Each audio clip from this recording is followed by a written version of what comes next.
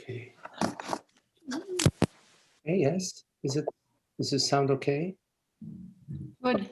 Okay. Yes. Beautiful. Okay. Because there's been a sound issue lately.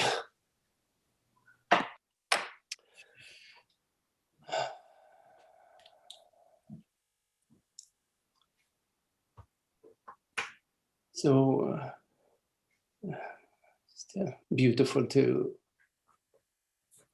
be together. And it's beautiful to be in the joy of being. Why not? Yes, the joy of being. So lovely that without any conditions. We don't need to have an image about joy and happiness, do we? Simply to be open, to be available for God's touch.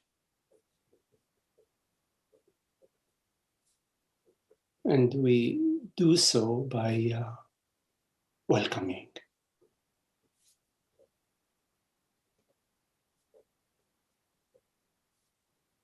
Unconditional welcoming at the core of our being.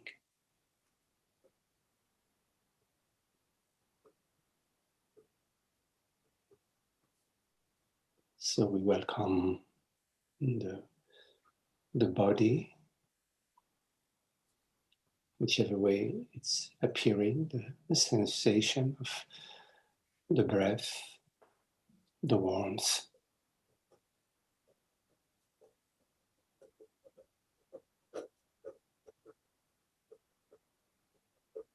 We sink into the sensation, not looking for any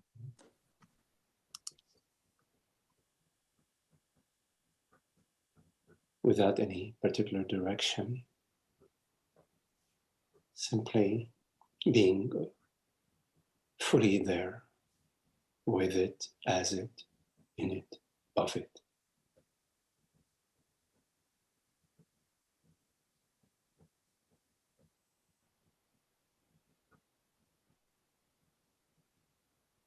To allow the sensation to express itself freely.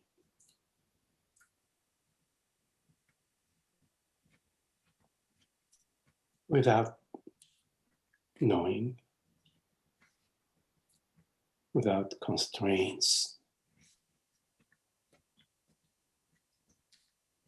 without a preconceived agenda, without favoritism.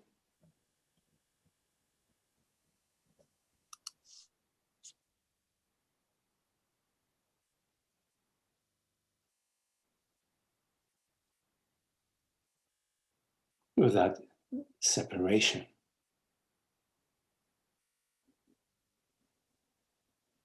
In fact, is it possible at all to separate yourself from a sensation?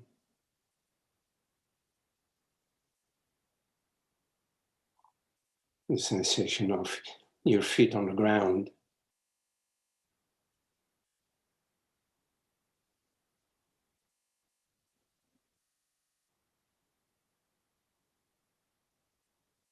the sound of the birds singing.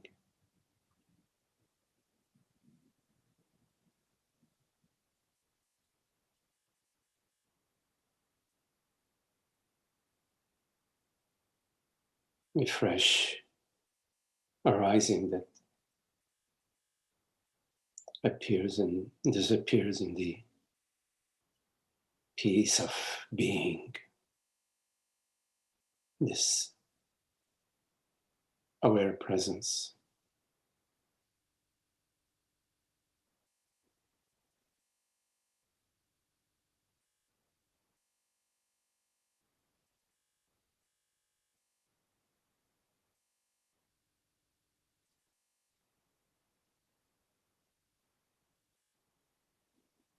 The body's expressions are not separate from the world.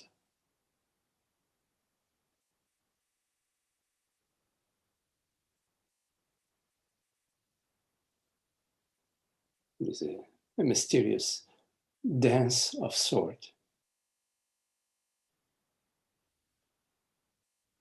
The cosmic dance of world, body, and mind.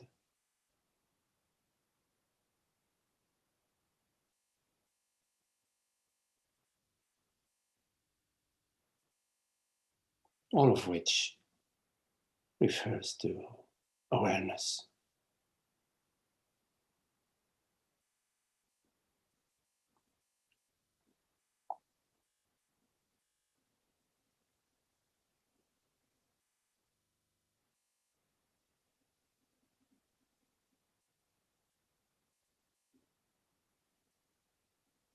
So we enter deeper and deeper into this presence.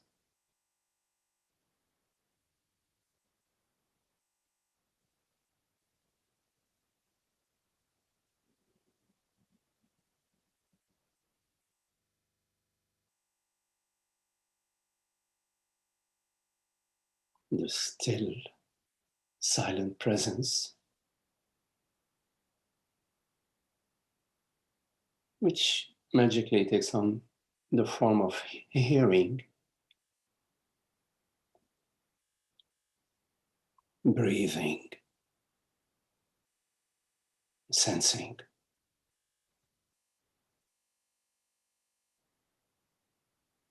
perceiving,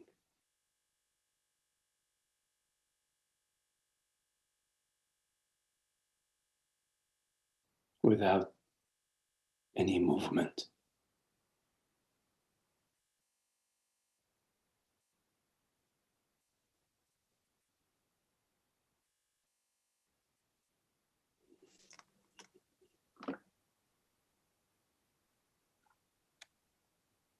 Like the magician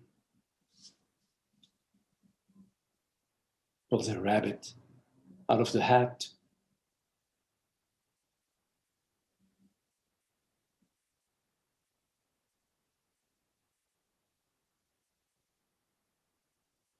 Here we are. This perception pulled out of the hat.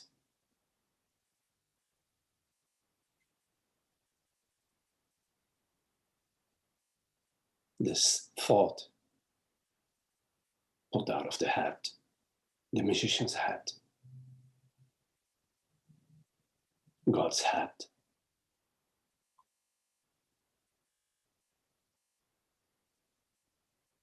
But there is one thing which is not pulled out of the hat,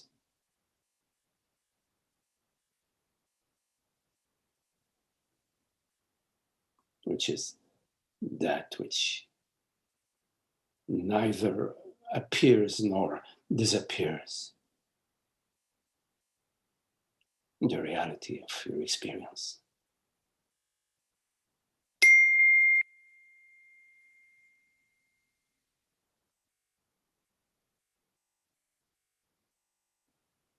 This aware presence,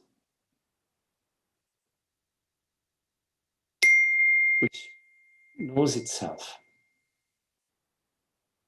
from itself to itself, which is its own reference, arises out of itself.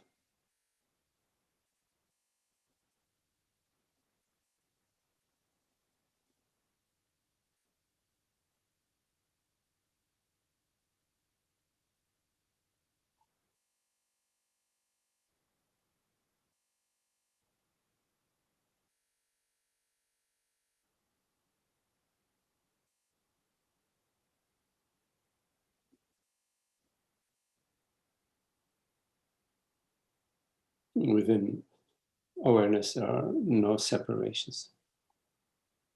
There isn't, in fact, a me separate from a you, and a him separate from a her.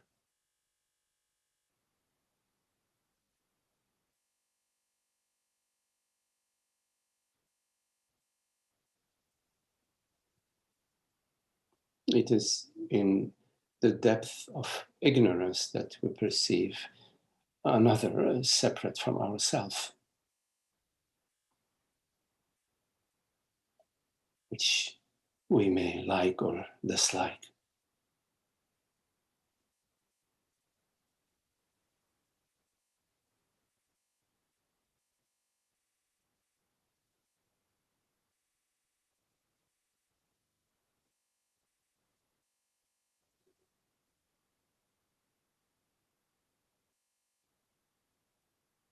When you take a close look at your experience,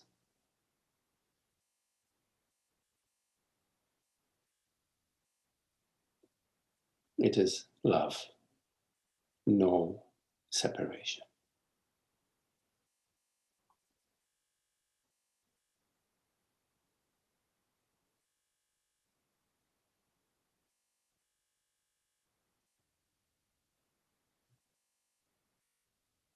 Like all the organs in your body are not separate. They're all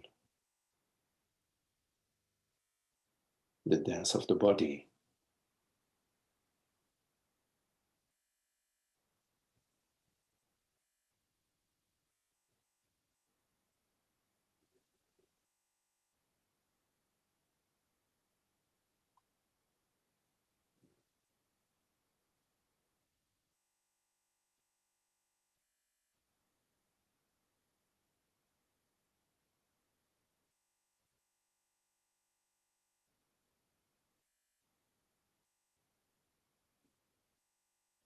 So over and over, we recognize the holy within our experience.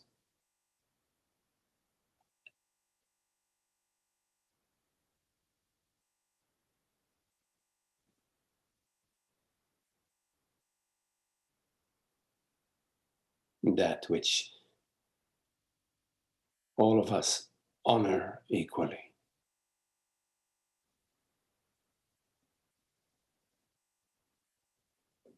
Which is a unconditional love, the beauty, which is a freedom from judgment, the peace,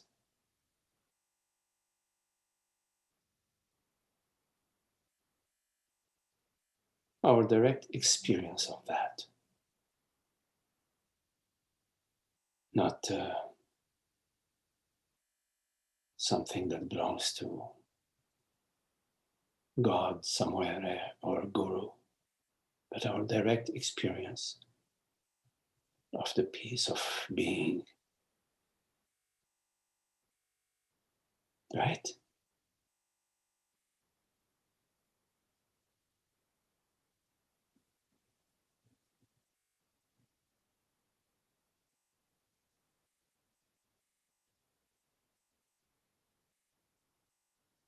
Which may at times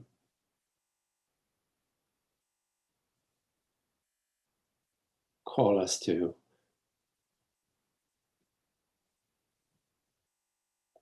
let go of a certain tendency by not pursuing it,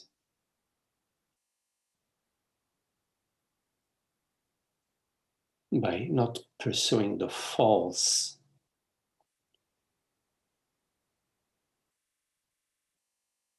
It may appear challenging at times,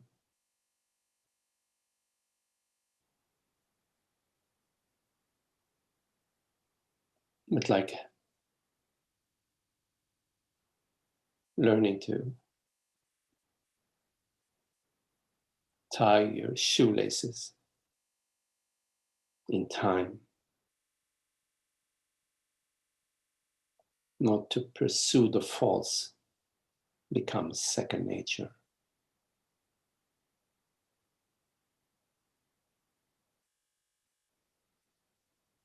And we start by our interest in the recognition of the false, our discernment and our alignment with our discernment.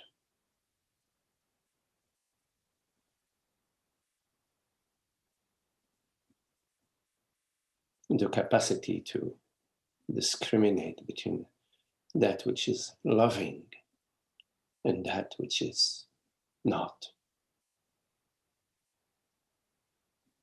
And to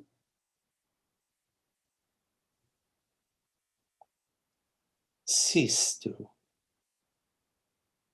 follow the path which is not loving.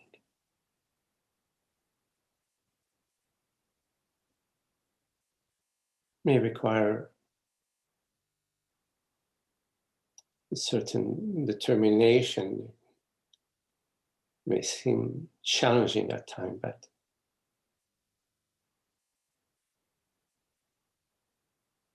it gets easier and easier as we do it.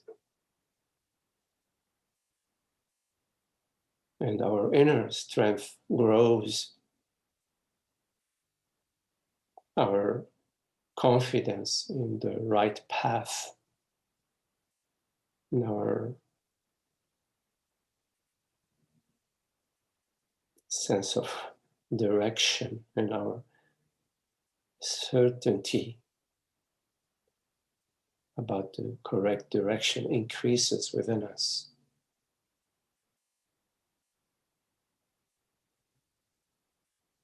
We are rewarded by the experience of inner peace and by the alignment of the world according to a more harmonious way.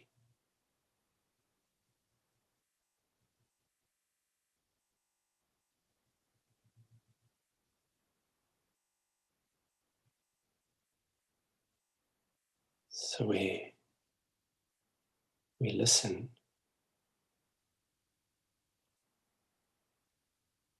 and we take it at heart,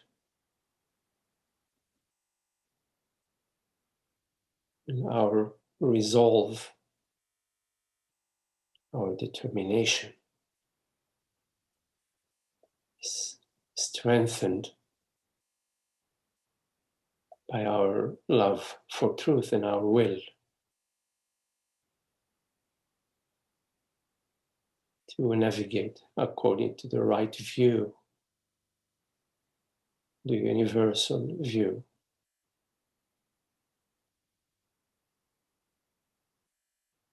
All the help that we need is available to us along the path. We are open and available for the help because it is a journey that we undergo together. We are interconnected in our love for truth and our commitment.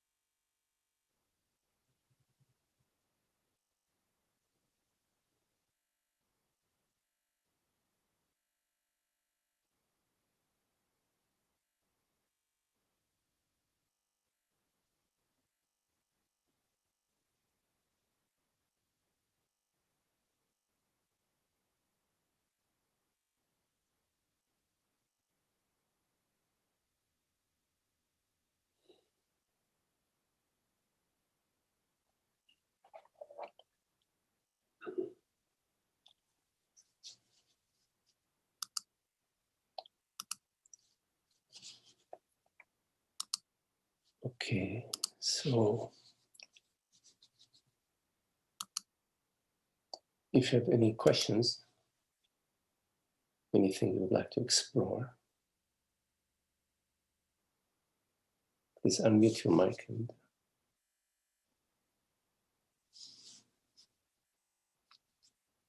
you can take it from there. So any questions?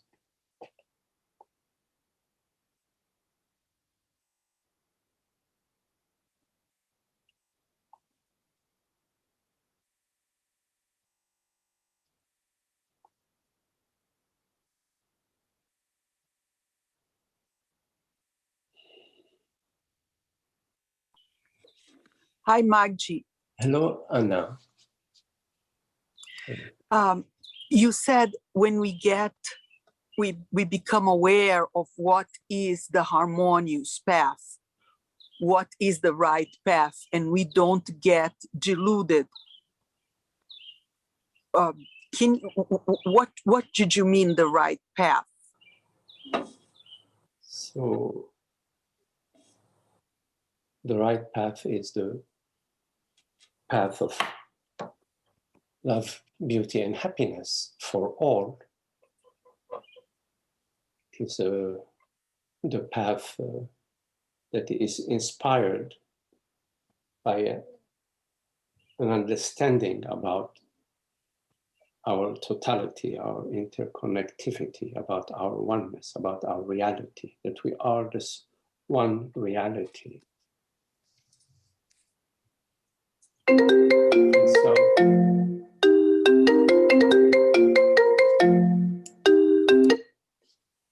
And so there is an understanding, you see. Okay, so when I am experiencing myself in the world of form, but I am in alignment within, it's easier for me not to be kidnapped in situations where the ego take over. That's what you were saying in a primitive way. I'm saying that. Yes, yes. The world of form appears to you. You are not in the world of form. This perception appears to you. The thought appears to you. The situation appears to you. So you are not subject to anything in the appearance, in the realm of appearance. Like a mirror reflects rain, a stormy day or a sunny day equally. So similarly, the world appears to you in that same manner. And the world which appears to you is not separate from you. If it was separate from you, you would not perceive it. The fact that you perceive, that means there is a connection. And so it's like a connection between the pregnant, when of the fetus. It's a connection of the fetus with the mother. In a way, they seem to be two, but they're not two, really. What you're saying, it's like the dream. In the dream, it seems like there is all these separate people, but in reality, it's my consciousness that create them. So they are all different aspects of my conscience being played out in front of me. Yes, there are different aspects of your dream mind. Yes. So similarly, in the waking state, all appearances are the way consciousness is appearing to itself. That which perceives is I consciousness, I awareness. Well, that is very humbling, because when I encounter somebody that I go into judgment, I say, oh, there it is. There's me right there. Whenever you are judging the other, you're judging God.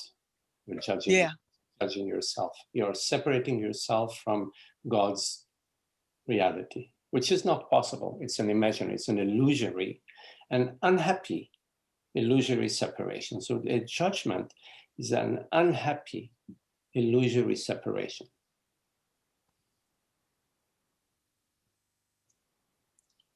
I don't want to sound ignorant, but I have one other part of this question to ask.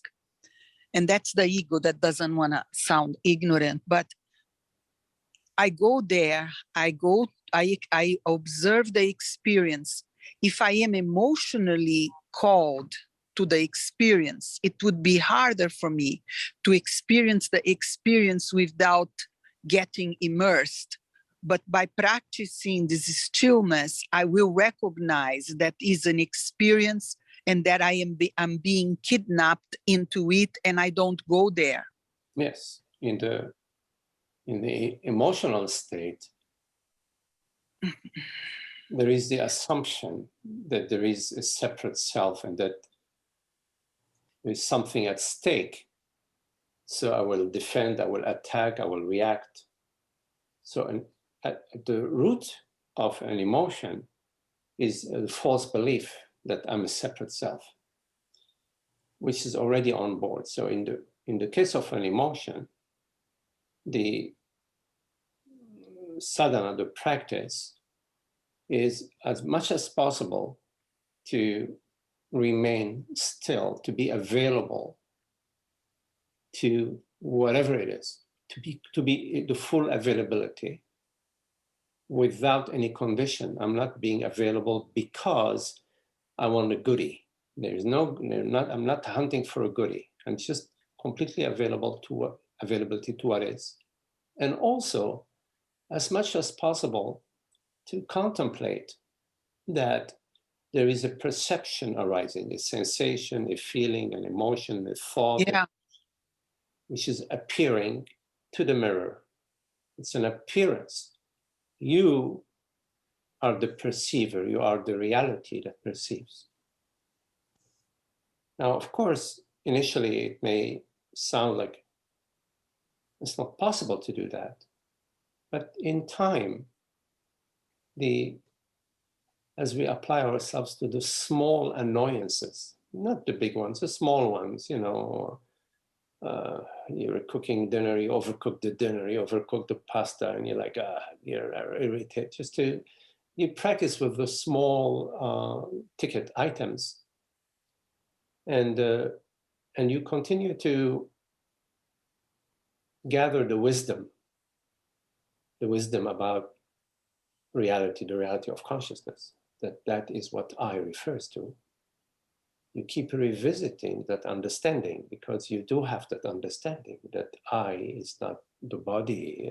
Anna is the name of the body, which was 2 months old, 2 years old, 20 years old, whatever. It's the name of the body, which she perceived, which kept changing. It keeps changing. So you keep returning to the understanding. You keep solidifying and affirming your understanding, not a new belief, not a new belief. It has to be an understanding, a clarity of, not a copycat. It's got to be your direct understanding that, yes, I refers to consciousness. When you say direct understanding, what I am receiving that you are saying is, I am not doing anything. I am purposely just being present. And because God is love and I experience this love and I am present in love, I am encountering all these situations each time, the more practice of stillness with more love. And I am even witnessing these emotions and this grab. Oh, I overcooked the pasta, or oh, I burned the food. And I just say, the food is burned, the pasta is overcooked. Okay. It's like I am, because I'm not doing anything with my mind. I'm just being present, right? Yes, but also, what is the I? There is also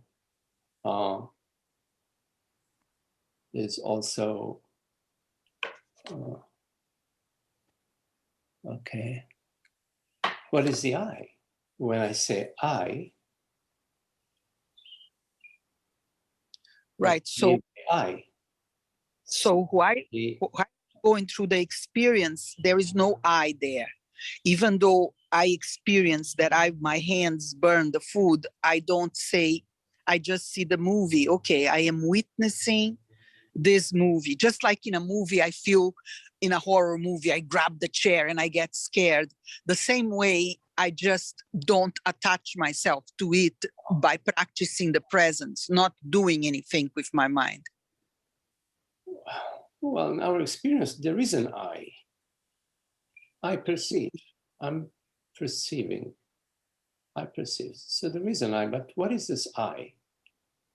The assumption that I is something that I know as a body, as you know, 20-year-old, 50-year-old, whatever, is the I in my experience. Is that an object? Is that some body? Or is it the reality of my experience? In other words, all objects are perceived. When I say I, am I referring to Magdi?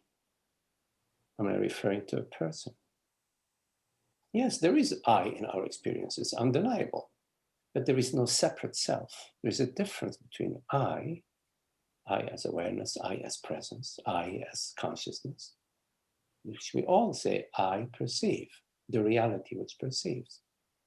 So to keep returning to get some clarity about what I is in this moment in our experience, and in every moment in our experience, I exists, and I refers to the reality which perceives. It's invisible.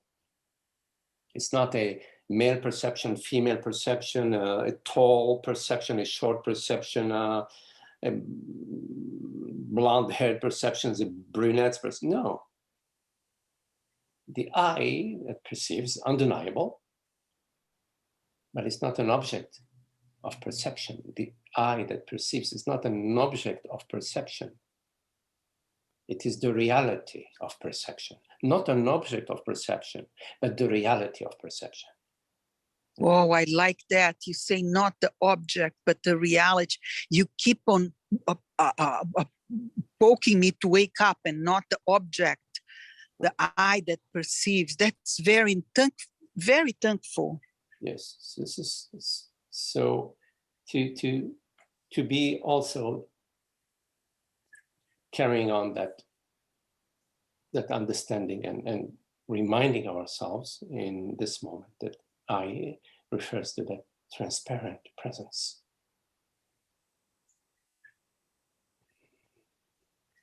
Thank you, Magdi. That's so beautiful. Thank you. Okay, Anna, nice talking to you. Yes, yes.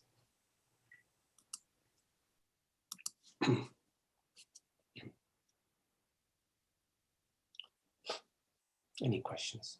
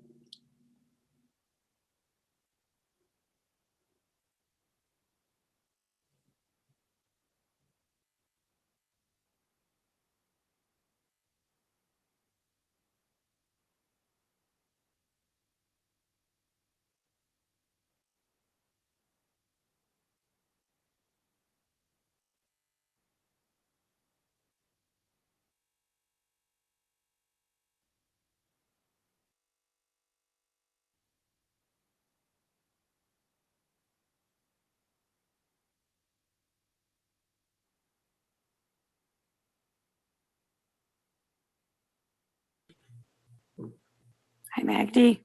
Holly. Hello, Holly. Hello.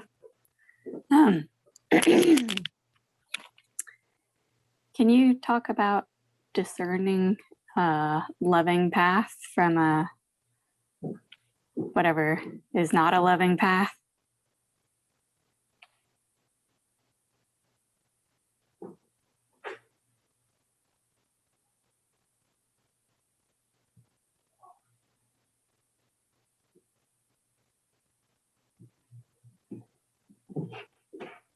Well, you know that the path is the wrong path when it arises from the wrong place, and its consequences are not desirable. So when you start from the assumption, whether it's seen or not, whether it is perceived or not, that I am somebody that needs to be protected, safeguarded, maintained, loved, cared for, etc. When you start from that assumption that you are some sort of object, person, thing, mind, body, you are starting already from the sense of separation.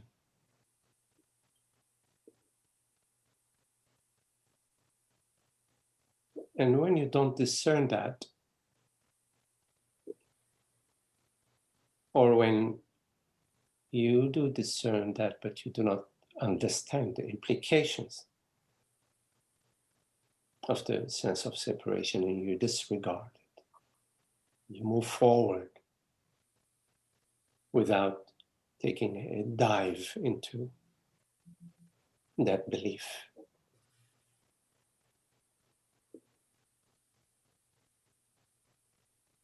Then your perception that's arising out of the sense of separation is, of course, infected with the sense of lack and sense of incompleteness and envy and desire. And your actions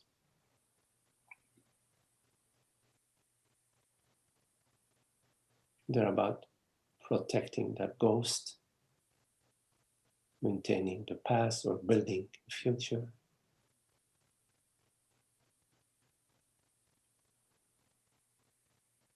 For the separate, for the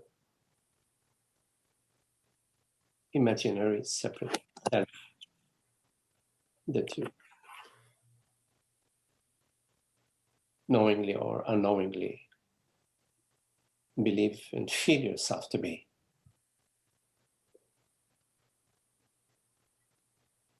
And as a result, your actions, your life is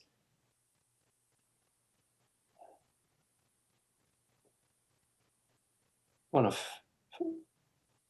desire after desire, seeking with little moments of respite here and there, but overall, the sense of incompleteness and worry about your ending. Unaware that's the ending of an illusion. This is why sometimes we say, go for it. Jump over that cliff, because it's the illusion that dies. And when your life is somehow affected by the sense of lack and desire and worry, that's your experience, which is unhappy, right? It's unhappy. And it's not possible for you to be in your relationship and you're unhappy and the other is happy. It's not possible. When you dance, there is a harmony between the two dancers. Either you're both unhappy because the dance is not harmonious, or you're both in heaven because the dance is harmonious. So in life, what manifests is that the ignorance, which you refer to as the ignorance of your true self.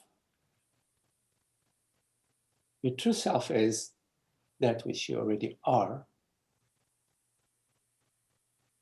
in the absence of the belief that you are something or somebody. But since the belief that I am somebody existing in time and space is already on board, my true self, which is there, already there, is veiled by that belief, which I need to look into, to inquire into, to investigate the validity or falsehood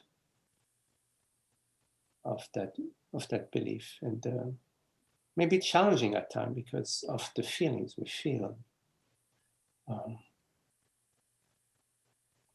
We feel that there is somebody hurt, that somebody that's not being loved. But feelings are just perceptions. And you are that which perceives. You are not what thoughts and feelings say you are, right? Because thoughts and feelings, they appear to you, right? They're appearances. In a way, it's quite simple. But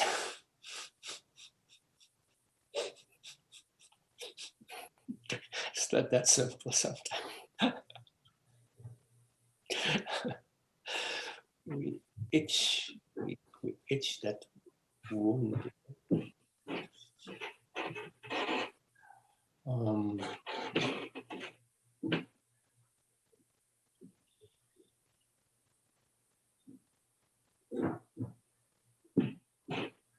So we drop the false.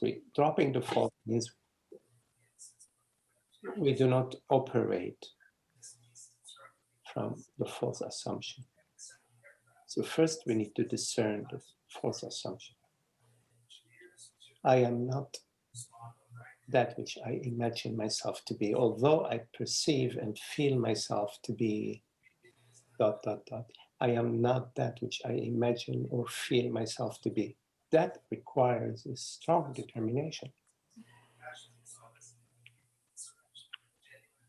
Because without your strong determination, then the habit of feeling that I am that, and thinking that I am that, and spinning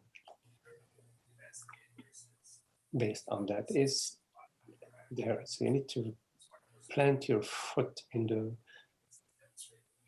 the sand, plant your foot. And to have courage and to trust. And you already have the understanding, to trust your understanding rather than your habitual condition. Yes. I need to maybe somebody.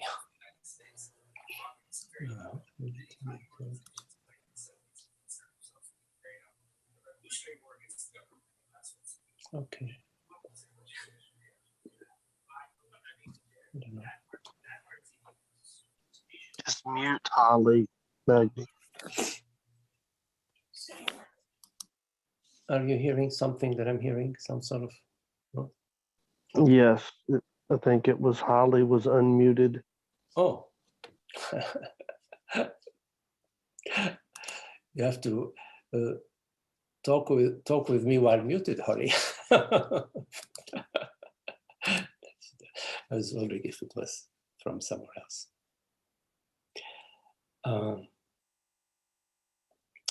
Yeah. You see what I mean, Holly? Yes?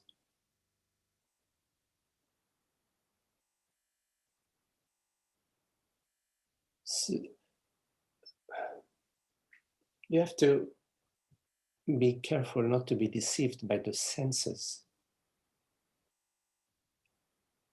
You see, the senses, they present images and situations and some experiences that are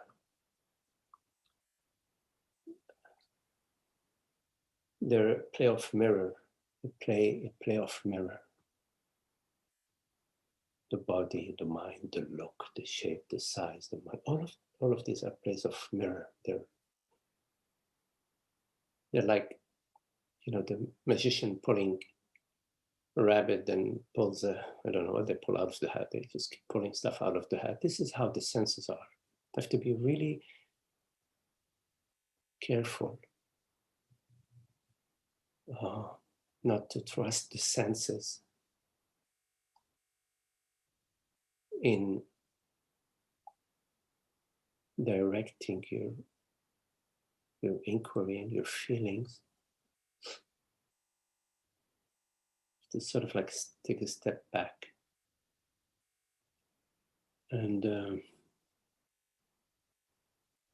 to sort of trust the transparency of being,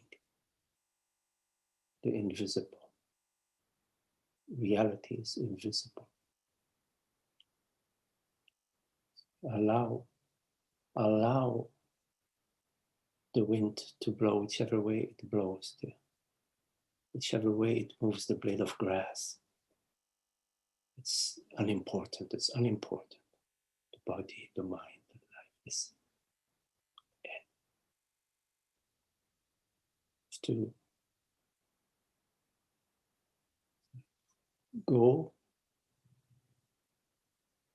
to the sense of I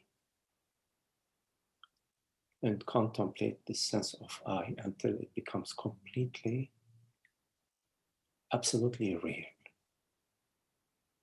Not change whatsoever in it. It's the complete, absolutely real. You have complete certainty about I. No matter where that inquiry takes you, go.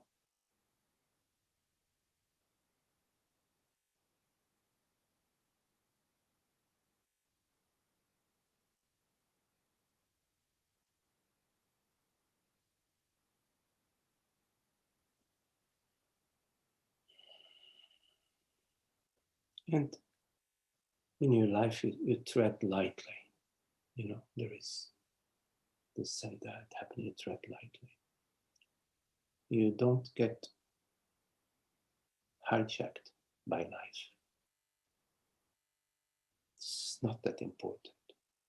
In a flash, it's gone. No, it's not that important. Of course, you respond to it. You do what needs to be done. You relate. You respond. You listen. You take in consideration what is the wisdom here? What is the wisdom here? What is the wisdom? Wisdom is for everybody. What is it? It's not a mission. It's just what's appealing to you. It's not. You're not looking for situations that appeal to you. Respond. You listen. You listen also internally, of course. The whole thing, you see.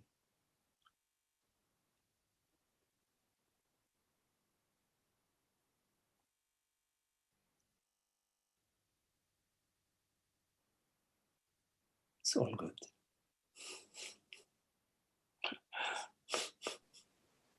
Thank you. Okay, Hadi. Lovely to see you. You too.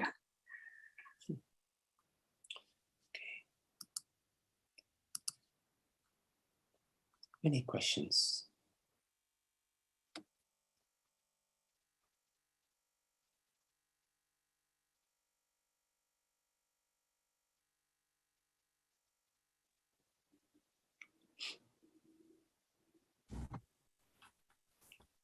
Hi, Magdi. Can you hear me? Hello, Patrick. Hi. Hey. my question is about fortifying this understanding.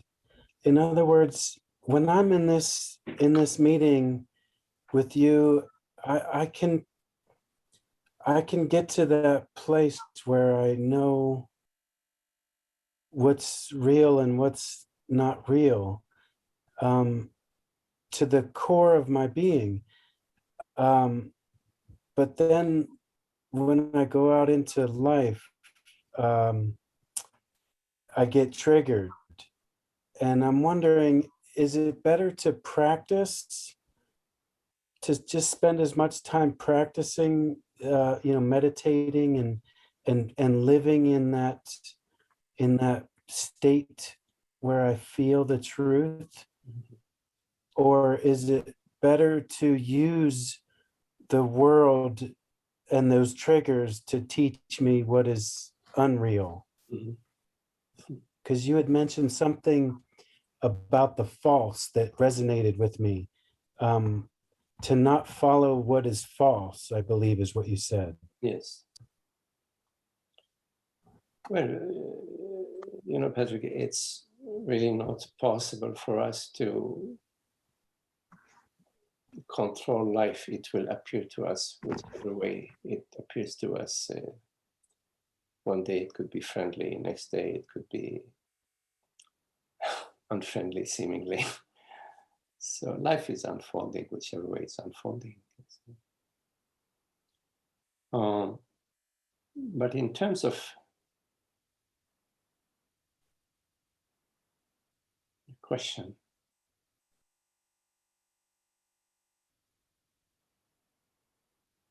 a few things. First, it's important for you to be clear with yourself. What is it that you really, really cherish? What you really, really care for?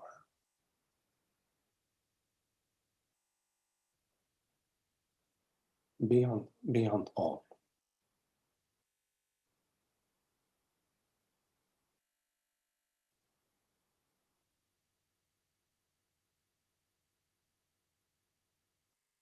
I remember much younger, I was always troubled by the things that would appear in my life, no matter what they were, that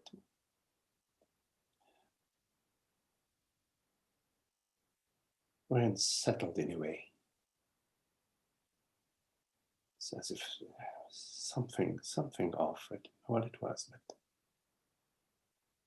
it called my attention, and I just couldn't sweep it under the rug. So of course, our love for truth and our living this love, digging for gold, the old days, the gold diggers, they go up in the mountains and they dig for gold. Our interest in truth, in freedom, in joy, in causeless happiness, we have to have clarity about that. But we're not seeking some sort of experience, because if we're seeking an experience, okay, there are many ways of getting experiences, many ways. I mean, the world is full of methods. Get a better experience, bungee jumping, parachute, whatever. No, go out in the orbit and look at the planet for $300,000, whatever. There are many ways of getting an experience. So you have to be really clear, are you looking for an experience, a passing experience, a fleeting experience, or are you looking for that which that's it. This is it. I am home. I am home.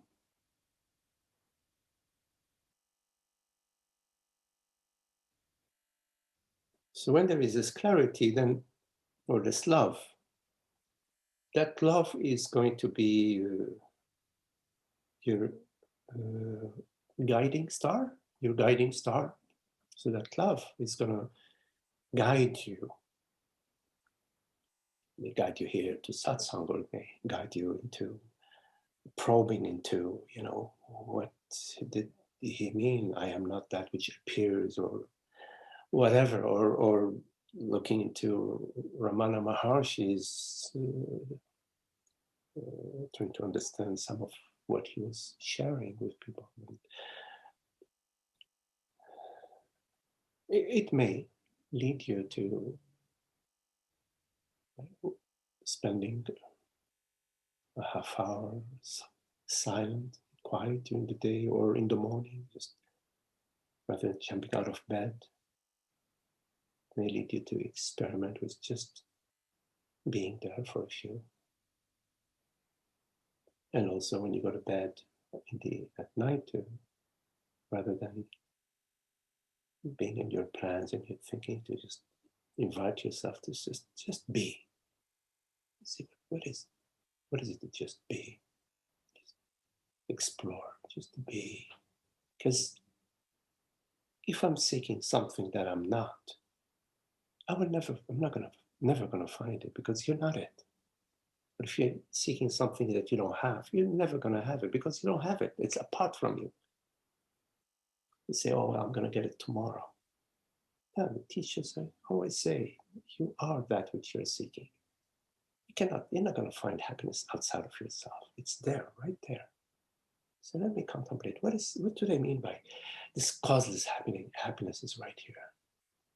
This may arise for you. You may suddenly find yourself interested in somehow exploring that. Where is that causeless unhappiness that you're talking about? That I feel they're not talking out of some belief, they're talking out of their experience.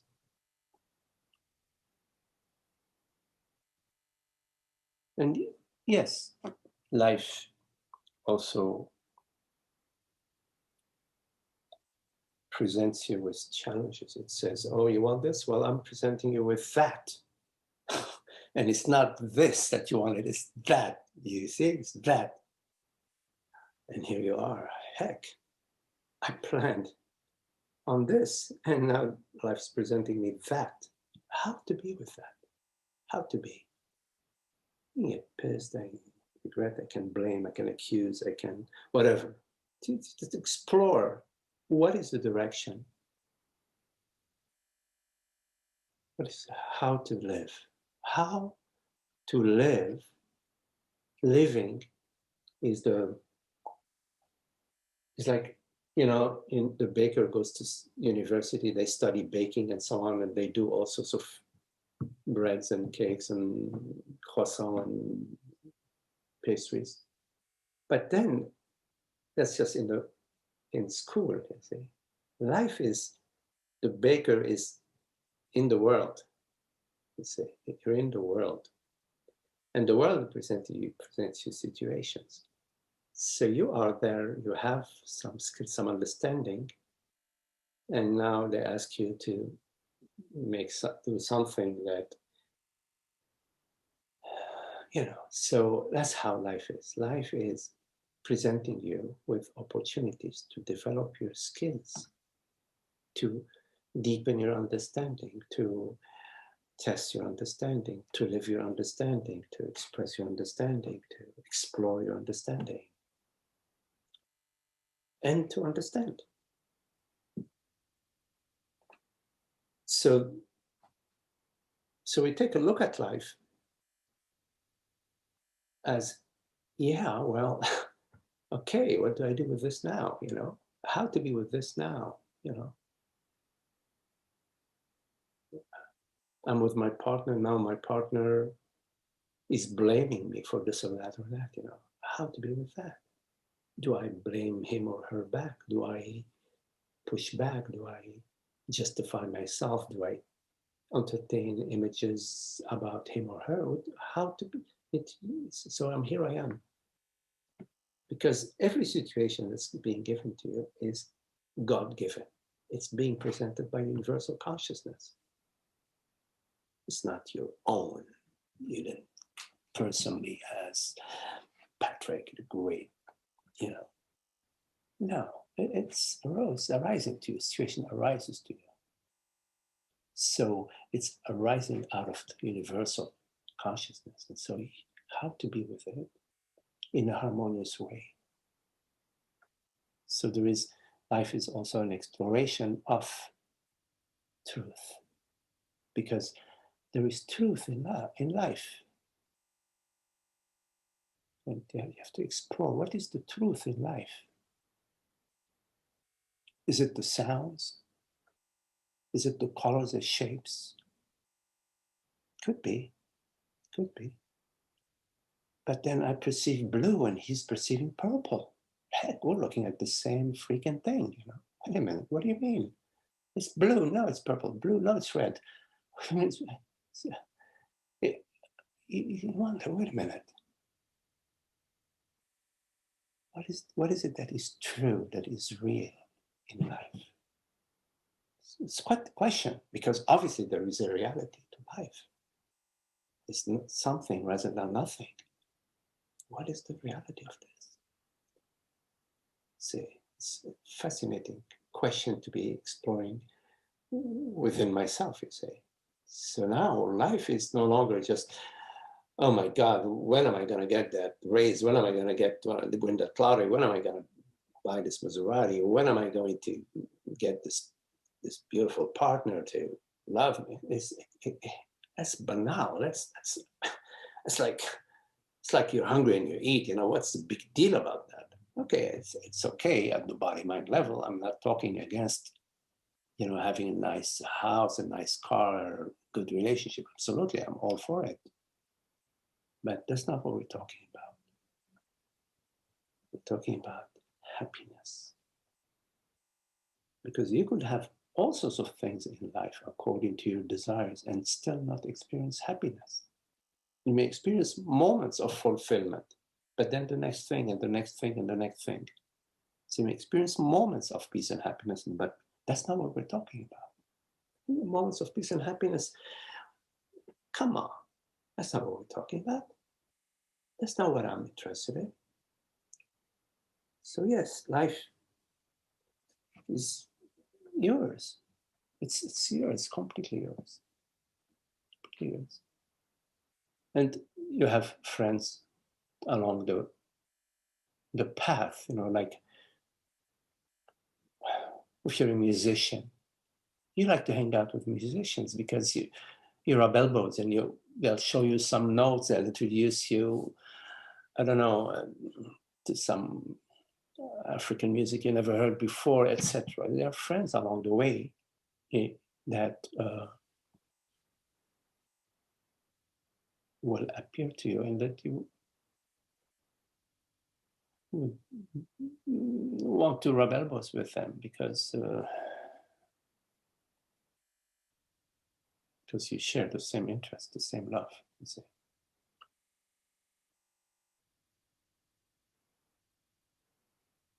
And of course, you know the saying that if you take one step towards God, God takes 10 steps towards you. There's grace, the Holy Spirit.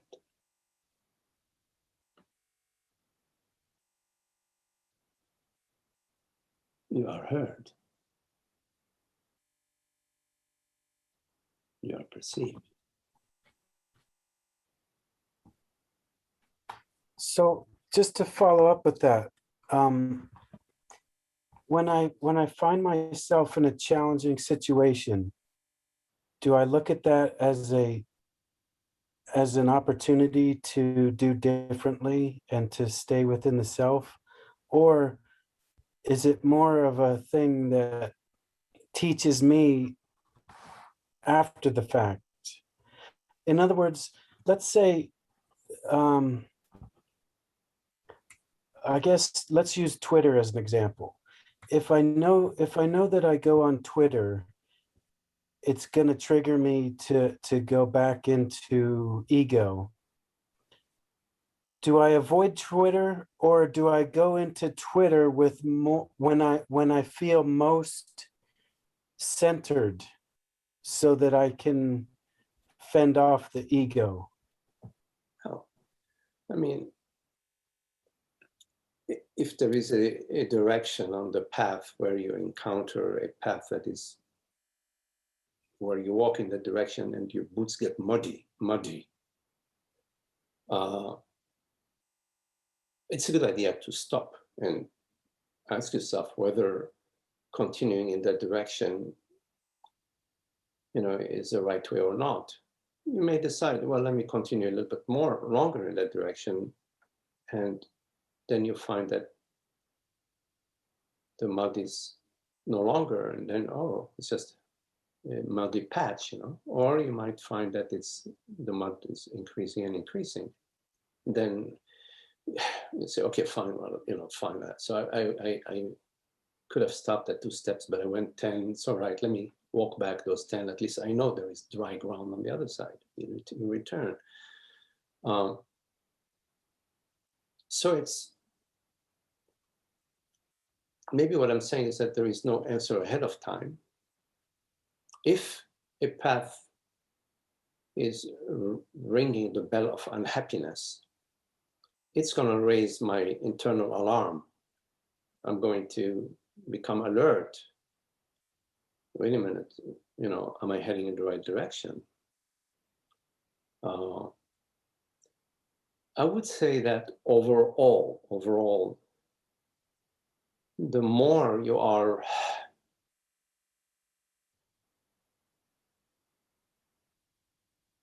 the more established your love for truth and happiness is, the less tolerance you have for unhappiness. So I would not venture, I don't venture into the direction of unhappiness. As soon as I sense it, I stop.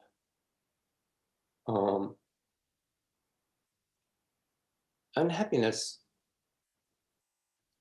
90% of it is a form of inner resistance. Resisting what is and wanting that which is not. It's an inner position of resistance or seeking. And 10% of the unhappiness is our empathy. We're like a Geiger counter. There is radiation in the space and the Geiger counter goes. We pick up, we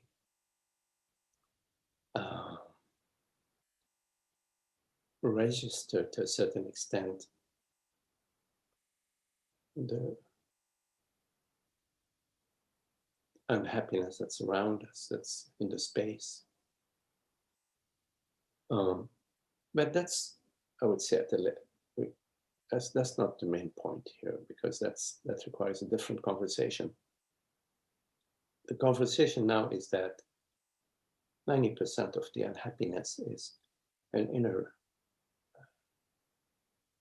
dissatisfaction, resistance, and old habits, old patterns of it shouldn't be this way, and he shouldn't be that way, she shouldn't be this way, she should look like this, he should be like that, this guy should have given it to me, etc. And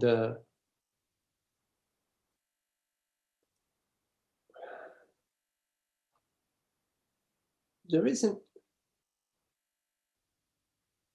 unhappiness out there in the world. I know that maybe later I will contradict myself and say there's a lot of unhappiness out there in the world, but in terms of our conversation now, I would say the unhappiness is not out there in the world. Unhappiness is an experience of resistance and seeking. So if I'm engaged in Twitter, and there is no seeking or resistance, there is the sense of play, of creation, and interest in expressing something, I don't know, an interest in listening, I don't know, whatever people do on Twitter. Then yeah, I mean, it's a human experience. Twitter is part of the human experience right now. What's the big deal? There's no big deal about it. I'm not looking for anything for my happiness. So I'm not resisting anything for my happiness. I'm not seeking anything for my happiness. I'm just twittering.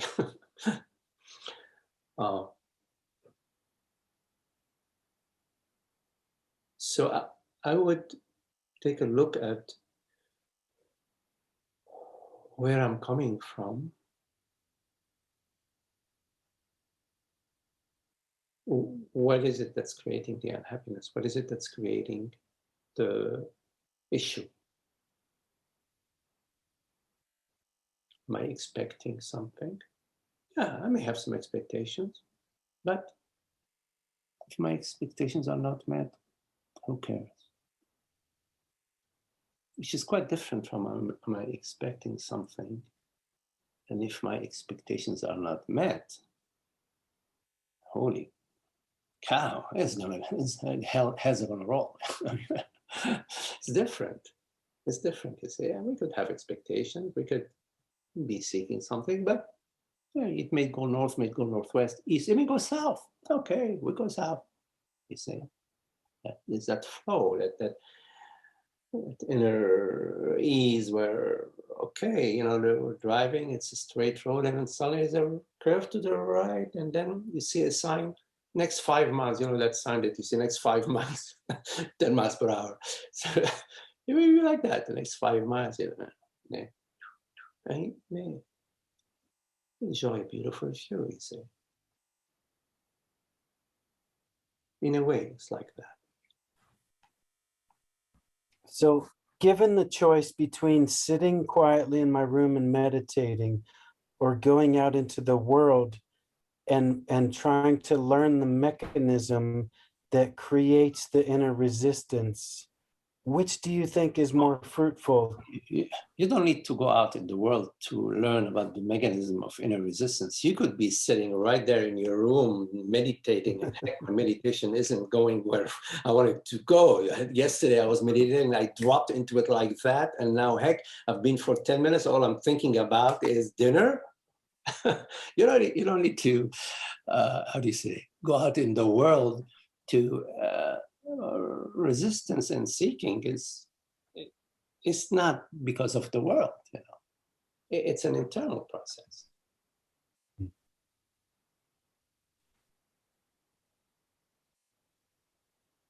I think you're creating a dichotomy between meditating and going out in the world, as if is some sort of line that I sense in your question that maybe you want to erase that line a little bit. You sort of have life and your meditation. You're being in your room meditating, and life sort of have them merge a little bit.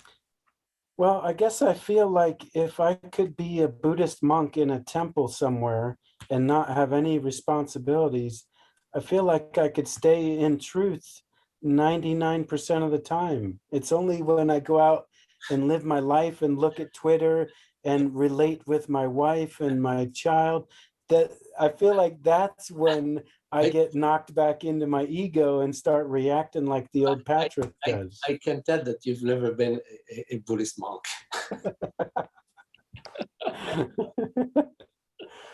Beware of what you ask for. You know, Patrick, what's interesting is in my life, you know, I was interested in being, you know, monk. I was in the Zen tradition years ago, but my life has been a life of work, kids, marriage, divorce, blah, blah, you know, has been, and it's been a life of meditation simultaneously. So it's really fascinating that you're asking, that we're having this conversation together, because in my life, they've both been together, you know, they haven't been one camp. I mean, I used to go to retreats, and I had a lot of friends. I lived in Zen Center, in Rochester Zen Center, the Genesee Valley Zen Center, and I knew them quite well, and I knew all the inner intricacy, the fine print, you know. of the monk's life. Whoa, some hot stuff out there, you know. One time maybe you can ask Tara, because she has also quite a bit of experience with spiritual communities and all the dynamics, you know, because we take it with us, you know. It's not, you know, it's a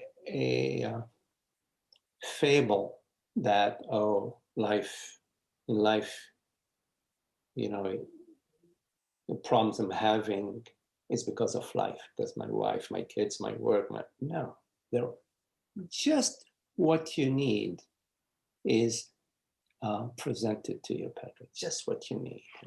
For many years, I used to think, oh, well, if only I could just sort of make it to the Russia Zen Center and be a monk there, you know. I was like, that thought would arise, you know, often enough. It's guilty as accused, you know. But my path was completely different, and it revealed that in the midst of life is the path for my path, the path for some. There is a saying in the Zen tradition that 1 year in the Zen center is equal to 10 years, 1 year in life, in marriage life and work life and whatever, is like 10 years in the Zen center, in the community, in the Buddhist, in a spiritual community. It's true. That's my experience. Well, I would say that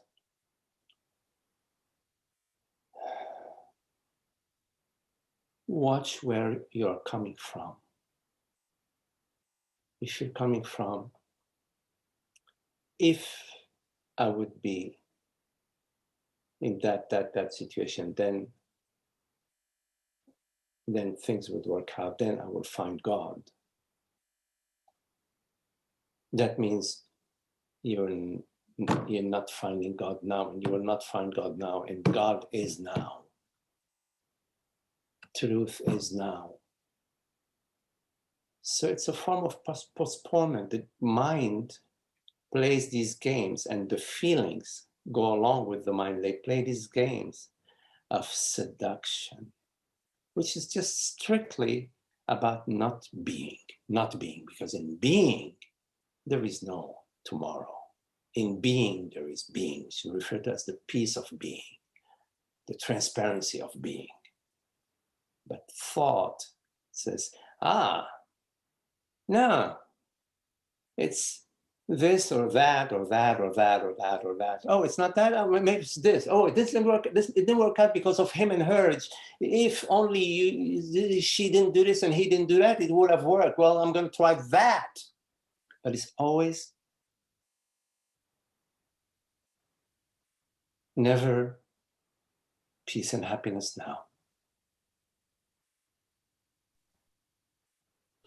So it's just a more sophisticated mind attack, trying to trick me. Absolutely. Out of the present moment. Been there, done that. Thank you, Magdi. Yes, Patrick. Wonderful. Thank you for your questions. Nice to see you and hang out with you. You too. Thank you. Well, okay, friends, thank you all. Very lovely to be with you, Patrick, yes, and Anna, Lauren, Ola, Isaac, Grace, Malcolm, hey Malcolm, Holly, George, Frank, hi Frank, Holger, Ola Adrienne, hello Adrienne, Gisela, hello Gisela, Zoe, hi Zoe, John, Kelly, hello Kelly, Esther, hi Esther, Karen, hello Karen, and Charlie. Sometimes the screen jumps, so if I miss anybody, I'm sorry. I don't know what happened. The screen goes. Okay, thank you all. Thank you. Thank you, Magdi. Thanks, Magdi. Thank you, Maggie. Thank you, Maggie. Beautiful. Thank you. Maggie. Thank you. Bye, everyone.